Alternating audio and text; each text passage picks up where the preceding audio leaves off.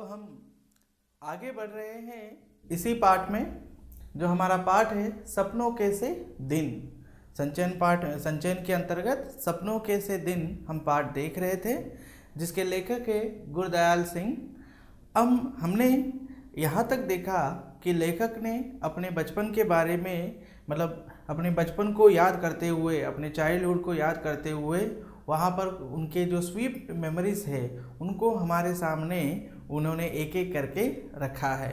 तो सबसे पहले तो वे कैसे, उनके जो साथी, उनके फ्रेंड्स कैसे थे, ठीक है ना। फिर पढ़ते या नहीं लिखते थे वो लोग, जो है studies they don't interested on studies, वो भी बताई। स्कूल कैसे जाते थे वो भी बताया उन्होंने।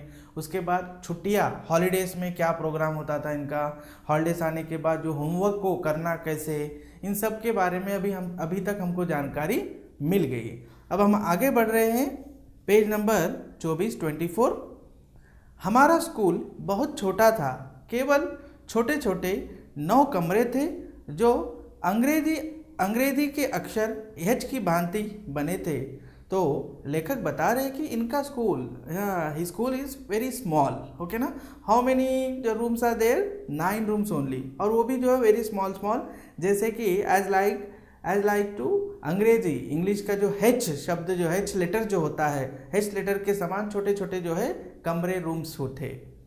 दाईं ओर पहला कमरा, right side first room is, कमरा हेडमास्टर जी का था। हेडमास्टर जी कौन? मदन मोहन शर्मा जी का था, जिसके दरवाजे के आगे हमेशा चिक लटकी रहती थी। चिक लटकी रहती थी मतलब हमेशा जो है एक तरह से चिट्ठी लटकी रहती थी। तो दरवाजे के आगे हमेशा चिक लटकी रहती थी। In front of the door हमेशा एक जो है लेटर हो सकता है या कुछ ना कुछ जो है थिंग लटकी रहती थी। स्कूल की प्रेयर के समय वो बाहर आते और सीधी कतारों में कद के अनुसार खड़े लड़कों को देख उनका गोरा चेहरा खिल उठता। सारे अध्यापक लड़कों की तरह ही कतार बांधकर उनके पीछे खड़े होते। तो जैसे ही प्रेयर का टाइम हो जाता, ही कमिंग फ्रॉम हिज रूम, है ना, जो हेडमास्टर का जो रूम था राइट साइड में, उनसे बाहर आ जाते थे और कतार में, लाइन में जो खड़े हुए, स्टैंडिंग हुए हैं जो स्टूडेंट्स, उनकी ओर देखकर क्या है, अपने गोरे चेहरे से, गोरा चेहरा मतलब जो है वाइट फेस से जो है सिंपल स्माइल देते थे, ओके। और सारे अध्यापक, तो टोटल जो एक तरह से टीचर्स हुआ करते थे, ये सारे जो है स्कूल के ऑल टीचर्स, ये कहाँ खड़े होते थे? ये बच्चों के, स्टूडेंट्स के पीछे लाइन में ही खड़े रहते थे, ओके। अब उसके बाद केवल मास्टर प्रीतम चंद जो पीटी थे, पीटी मतलब PE teacher, okay, PE teacher, physical जो हमारे टीचर होते हैं जो प्लेइंग वगैरह हमें कराते हैं, उनको पीटी टीचर, केवल मास्टर प्रीतम चंद पीटी लड़कों की कतारों के पीछे खड़े यह देखते थे कि कौन सा लड़का कतार में ठीक नहीं है। तो all the teachers were standing beside the students, okay ना, एग्जैक्टली बिसाइड द स्टूडेंट्स। लेकिन one teacher, who that? PT teacher कहाँ पर खड़े होते थे? वो जो है बिसाइड द लड़कों के पीछे या स्टूडेंट के पीछे खड़े नहीं होते थे। वो ये देखते थे कि सारे लड़के, सारे स्टूडेंट्स करेक्ट फॉर्म में, करेक्ट लाइन में है या नहीं है, ठीक है ना, कतार में लाइन में खड़े हैं या नहीं है। तो उनकी घुड़की तथा ठुड्डों के भय से हम सभी कतार के पहले और आखिरी लड़के का ध्यान रखते थे, ठीक है ना। रेबुक, उनका जो है रेबुक मतलब जो है scolding on, every time he scolding on, मतलब पीटी टीचर है, थोड़े से स्ट्रिक्ट होंगे ही, हाँ, he is very strict, that's why the all students care, मतलब वो एक तरह से जो है क्या होते थे, भयभीत होते थे। इसलिए ऑल स्टूडेंट्स क्या करते थे, लाइन का front boy and last boy जो भी लाइन में खड़ा है उसको हमेशा जो है कॉन्सेंट्रेट करके उसको देखा करते थे कि हमारी लाइन इधर उधर न हो जाए। अगर क्या हो जाता तो देखिए, हाँ, होता था कि आगे पीछे लड़के के बीच दूरी की भी, हाँ, लड़कों के बीच की दूरी भी एक सी हो, मतलब एक जो फ्रंट स्टूडेंट है उनके बीच में जो डिफरेंस है वो बराबर जो है डिफरेंस भी रहे। आगे पीछे थोड़ा सा मुंह करके अगर खड़े हैं तो क्या हो जाता था, सभी लड़के उस पीटी से बहुत डरते थे, very scare about that teacher, PT teacher, क्योंकि उन जितना सख्त स्ट्रिक्ट अध्यापक न किसी ने देखा न सुना था। ओके ना, never heard about this type of teacher. Okay, या जो है नेवर सा भी कह रहे। यदि कोई लड़का अपना सिर भी इधर उधर हिला लेता, सिर हेड भी, इफ दे कैन मूव, तो क्या कर लेते थे कि या फिर पाँव से दूसरी पिंडली खुजलाने लगता तो वह उसकी ओर बाघ की तरह झपट पड़ते और खाल खींचने के मुहावरे को प्रत्यक्ष कर दिखा देते। सेकेंड लेग से, तो यहाँ पर पिंडली खुल जाना मतलब जो है सेकेंड लेग से हम दूसरा लेग जब जो है हम खुजलाते हैं, ठीक है ना, तो उसको क्या कहते हैं, एक तरह से पिंडली कहते हैं। अगर ऐसे करते देखा किसने, एक तरह से पीटी टीचर ने, तो तुरंत शेर के समान, एक टाइगर के समान अटैक करते और उसे पूरी तरह से जो है मार मार कर उसको क्या करते थे, एक तरह से स्किन ड्रॉ करने का जो मुहावरा है एक तरह से, उस मुहावरे को, उस इडियम या उस प्रोवर्ब को जो है वो प्रूव करके बताते। ऐसे स्ट्रिक्ट कौन थे, पीटी सर थे। परंतु हेडमास्टर जी उसके बिल्कुल उलट स्वभाव के थे। But our headmaster quite opposite to that teacher, that PT teacher. वह 5वीं और 8वीं श्रेणी को अंग्रेजी स्वयं पढ़ाया करते थे। ही टीच विच सब्जेक्ट, इंग्लिश, और विच क्लास को पढ़ाते थे, 5वीं, 5th एंड जो है 8th क्लास को पढ़ाते थे। हमारे में से किसी को भी याद न था कि 5वीं श्रेणी में कभी उन्हें किसी गलती के कारण किसी की चमड़ी उड़ेड़ते देखा हो। ओके ना, तो लेखक बता रहे कि वही नेवर, मतलब हमें जो है पता नहीं है, डोंट नो, कभी इस हमारे शर्मा जी हेडमास्टर ने हम पर जो है कुछ ही तरह का जो है डांटा फटकारा हो। डांटना फटकारना मीन्स स्कोल्डिंग, हमको स्कोल्ड किया हो या किसी वजह से जो है बीटिंग किया हो हमारे साथ, ये हमें पता ही नहीं है कहकर लेखक बता रहे हैं। ठीक है, हमारे लिए बिल्कुल ऐसा शब्द था जैसे हमारे सरकारी मिडिल स्कूल का नाम। अधिक से अधिक वो गुस्से में बहुत जल्दी जल्दी आंखें झपकते, अपने लंबे हाथ की उल्टी उंगलियों से एक चंपत हमारी गाल पर मार देते थे, तो मेरे जैसे सबसे कमज़ोर शरीर वाले भी सिर झुकाकर मुंह नीचा किया हंस देते थे। If he angry means what he do, तो क्या करते थे, अपने जो है हाथ का जो उल्टा है ना, ये उल्टा जो है ऐसे मारते थे, गाल पर मारते थे।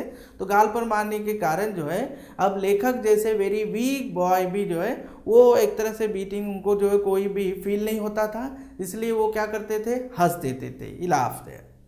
वह चपत तो जैसे हमें भाई भीके की नमकीन पापड़ी जैसी मज़ेदार लगती, जो तब पैसे की शायद 2 आ जाया करती थी। तो किसके साथ कंपेयर कर रहे हैं, उस स्लैप का, मतलब जो एक तरह से हेडमास्टर है, हेडमास्टर कभी भी अगर एंग्री हो गए तो वो जो स्लैप करते थे, उल्टा स्लैप इस तरह से, तो उस स्लैप का जो है कंपैरिजन किसके साथ की गई है, नमकीन पापड़ी खाने की चीज़ है ये, ठीक है ना, एक तरह से उसके साथ की गई है।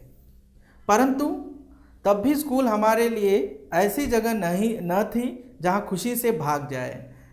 ऐसा होने पर भी, मतलब headmaster is good, very good, है ना, अगर स्कूल का हेडमास्टर बहुत ही बिहेवियर से जो है वेरी गुड ह्यूमन बीइंग, तो सब लोग को क्या लगता है कि daily you can go to went to the school, but ऐसा कभी नहीं हुआ, हम जो है हैप्पीली स्कूल जा सके।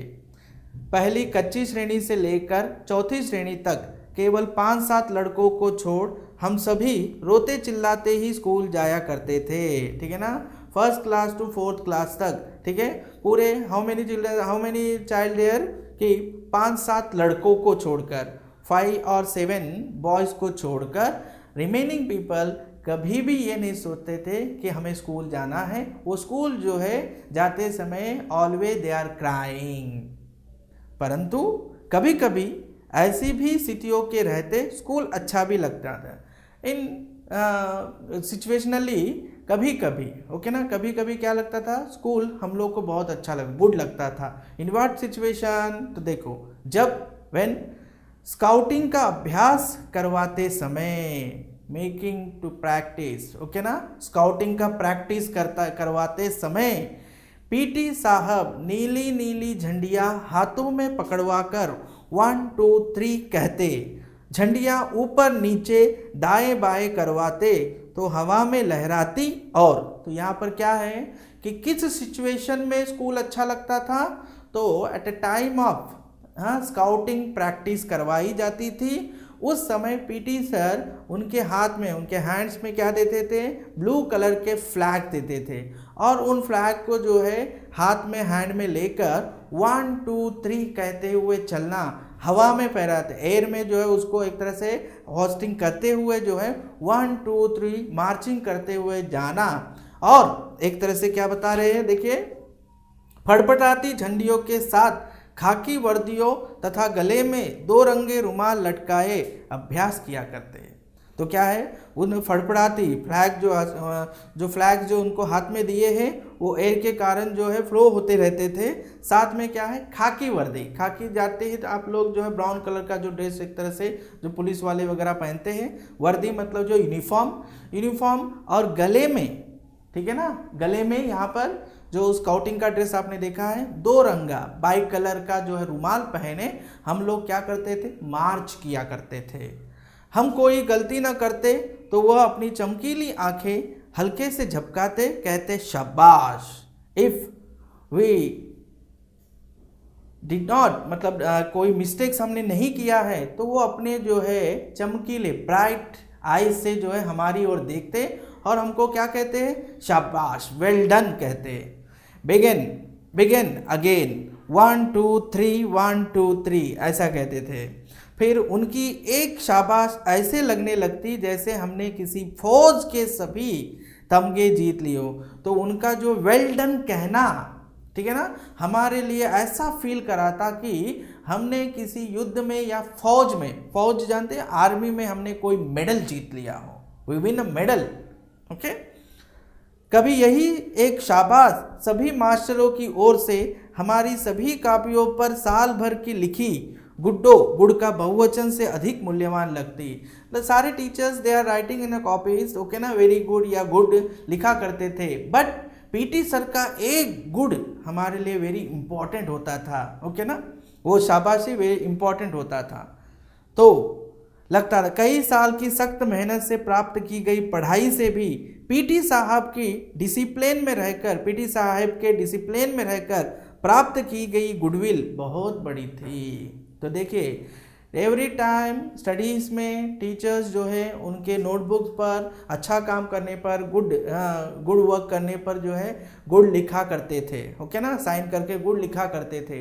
लेकिन यहाँ पर लेखक और उनके साथियों को किसका गुड चाहिए था, अपने पीटी साहब का, क्योंकि पीटी साहब बहुत ही सख्त थे। वो डिसिप्लिन में रहकर जब उनसे वो जो है वो गेट करते थे, उनसे वो जो अप्रिसिएशन प्राप्त करते थे तो उन्हें बहुत अच्छा लगता था, दे गुड फील करते थे लोग। परंतु यह भी एक एहसास रहता कि जैसे गुरुद्वारे का भाई जी कथा करते समय बताया करता कि सदगुरु के भय से ही प्रेम जागता है, ऐसे ही पीटी साहब के प्रति हमारी प्रेम की भावना जाग जाती, ठीक है ना। मतलब भगवान के डर से हमारे लिए जो है भगवान के लिए एक तरह से प्रेम जागृत हो जाता है, लव जो है एक तरह से हमारे अंदर जो डेवलप हो जाता है। उसी तरह से पीटी सर के केयरिंग की वजह से पीटी सर के लिए हमारे मन में क्या जागृत हो जाता था, एक तरह से लव डेवलप हो जाता था, ठीक। तो अपना यदि साल भर के बाद एक बार शाबाश कह दे तो यह चमत्कार सा लगने लगता, हमारी दशा ही कुछ ऐसी हुआ करती। मतलब पूरे साल में, होल ईयर में ओनली 1 डे अगर जो है पीटी सर ने इनको शाबाशी या वेल डन कह दिया तो पूरे साल भर ये जो है कैसे रहते थे, वेरी हैप्पी फील करते थे लेखक और आदिगण। हर वर्ष अगली श्रेणी में प्रवेश करते समय, एवरी ईयर नेक्स्ट क्लास में इंटर करते समय, ओके ना, मुझे पुरानी पुस्तकें मिलती है, I get the old books. हमारे हेडमास्टर शर्मा जी एक लड़के को उसके घर जाकर पढ़ाया करते थे, he taking a home tuition. हु? तो उनके हेडमास्टर। तो हेडमास्टर जी जिनके घर ट्यूशन पढ़ाने जाते थे वो बच्चा और वे लोग जो है रिच पीपल थे। उनका लड़का मुझसे 1-2 साल बड़ा होने के कारण मेरे से एक श्रेणी आगे रहा, मतलब दैट बॉय मेरे से एल्डर था, एल्डर होने की वजह से 1 क्लास आगे था वो। हर साल अप्रैल में जब पढ़ाई का नया साल आरंभ होता तो शर्मा जी उसकी 1 साल पुरानी पुस्तकें लाते। जब अप्रैल में when the academic year will start तो हमारे हेडमास्टर जी उसकी पुरानी किताबें लेकर आते, ओल्ड बुक्स जो है वहाँ से लेकर आते वो। हमारे घर में किसी को भी पढ़ाई में दिलचस्पी न थी। लेखक author saying that in my family no one can interested in education, okay ना, किसी को भी जो है एजुकेशन में कोई इंटरेस्ट नहीं था। यदि नई किताबें लानी पड़ती जो तब 1-2 रुपए में आ जाया करती थी, तो नई किताबें न्यू बुक्स उस समय में 1-2 रुपए में 1 or 2 रुपीस में आ जाई करती थी, ओके ना। तो शायद इसी बहाने पढ़ाई तीसरी चौथी में ही छूट जाती। दैट्स वाई जो भी एजुकेशन है वो 3rd और 4th क्लास में जो है क्या हो जाती, ड्रॉप आउट हो जाते। कोई 7 साल स्कूल में रहा तो एक कारण पुरानी किताबों में मिल जाना भी था। कोई 7 साल स्कूल में रहा तो एक कारण पुरानी किताबें मिल जाना भी था, ठीक है। तो कोई 7 साल 7 years तक स्कूल में रहा तो उसका मेन रीज़न क्या था, old books he getting, that's why. कापियों, पेंसिलों, होल्डर या साई दवात का मतलब इंक बॉटल, हाँ, इंक बॉटल में मुश्किल से 1-2 रुपए साल भर में खर्च हुआ करता था, ओके ना। हार्डली हाउ मच रुपीज मतलब स्पेंड होता था whole year, 1 or 2 rupees for what, the कॉपिया मतलब नोटबुक्स, पेंसिल्स, ओके ना, होल्डर्स एंड जो है इंक बॉटल आदि के लिए, एक्सेट्रा के लिए। और हार्डली कितना 1 or 2 रुपीज इन ईयर जो स्पेंड होता था। परंतु उस जमाने में 1 रुपया भी बहुत बड़ी रकम हुआ करती थी। But that time 1 single rupee also very big amount. कैसे? 1 रुपये में 1 सेर घी आया करता था। 1 रुपये में 1 kg घी, 1 किलो, ध्यान रखिए 1 किलो घी जानते हैं आप लोग, जो मिल्क से बनाया जाता है, घी आया करता था। 2 रुपये की 1 मन गंदम आया करती थी। गंदम ये जो है स्वीट्स में डालने के लिए बनाया जाता था, डालते हैं जिसको जो है मिठाई लड्डू वगैरह जो है एक तरह से स्ट्रॉन्ग बनाने के लिए उसको यूज़ किया जाता है। तो ये 40 किलो आ जाता था वो 2 रुपये में।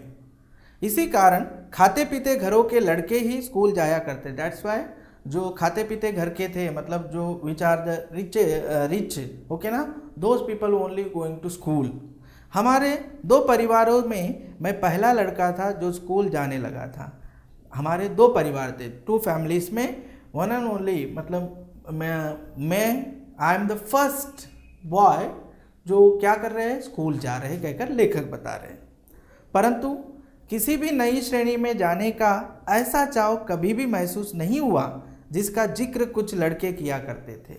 बट ऐसा चाव, इंटरेस्ट, ओके ना, उसे क्या कहते हैं हम लोग, बहुत सारा एक तरह से एक्साइटमेंट, ओके ना, एक्साइटमेंट कभी मेरे मन में नहीं रहा न्यू क्लास में जा रहा हूँ, ओके ना, न्यू स्टैंडर्ड में या न्यू जो एक्स्ट्रा आगे की पढ़ाई के लिए जा रहा हूँ, ऐसा एक्साइटमेंट मेरे मन में कभी नहीं रहा जो दूसरे अनदर जो है बॉयज़ जो सेइंग।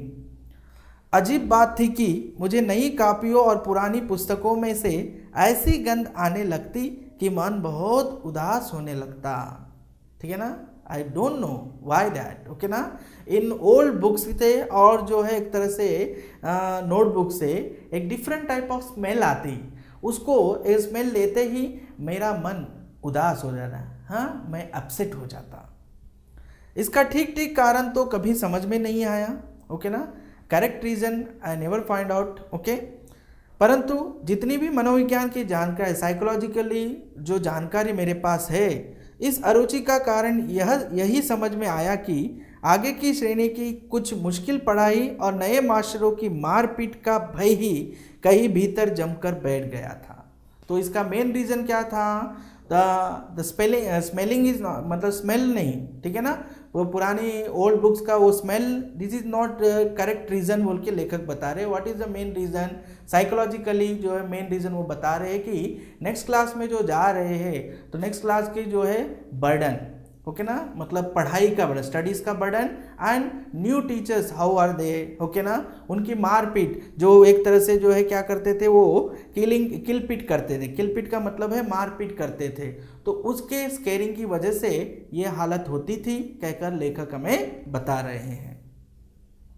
सभी तो नए न होते, परंतु 2-3 हर साल ही वह होते जो कि छोटी श्रेणी में ही नहीं पढ़ाते, ओके ना। All are not new, but मतलब कुछ स्टूडेंट, मतलब कुछ टीचर्स जो है क्या है, न्यू हुआ करते थे। कुछ ऐसी भी भावना थी कि अधिक अध्यापक एक साल में ऐसी अपेक्षा